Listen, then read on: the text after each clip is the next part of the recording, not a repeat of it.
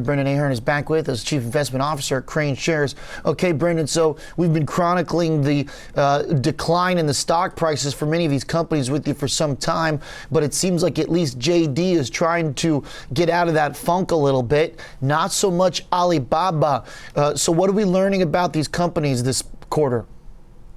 Well, it's a tale of two Chinese e-commerce behemoths. You've got Alibaba missing on the three big numbers: revenues, net income, as well as earnings per share, and the exact opposite from JD. They beat on the big three.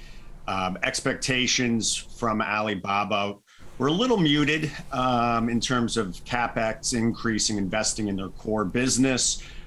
They did maintain that it wasn't all bad. It wasn't all bad. I mean, ultimately, this is a big company that just grew revenue 29%. That's a real number, but expectations were a little high coming into the quarter, and the company ultimately did miss. Man, another 10% down, even after the decline the stock had already had. Do we just chalk this up to e-commerce trends maybe having gotten overheated during the COVID period, just kind of cooling off now, or is Alibaba doing something wrong? Yeah, I memean, it's hard to say that this is due to macroeconomic headwinds because JD plies its wares in the exact same space. So you got to say that increased competition, that some of the walled gardens, the moats that Alibaba has built around its business have come down due to the increased regulation, and that's opening the door for players like JD to come in.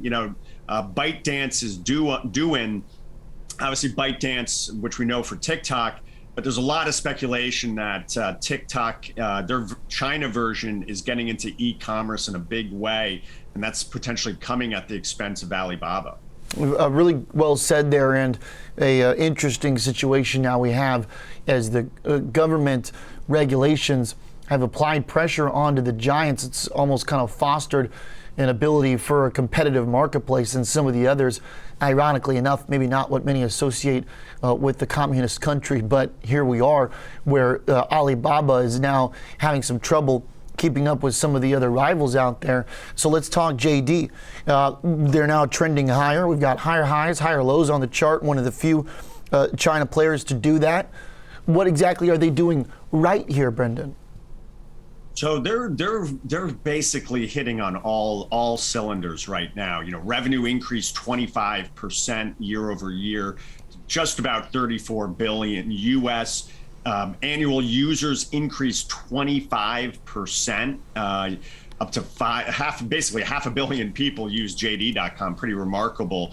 Expenses did increase a touch, but if business is going well, that is not an overly shocking.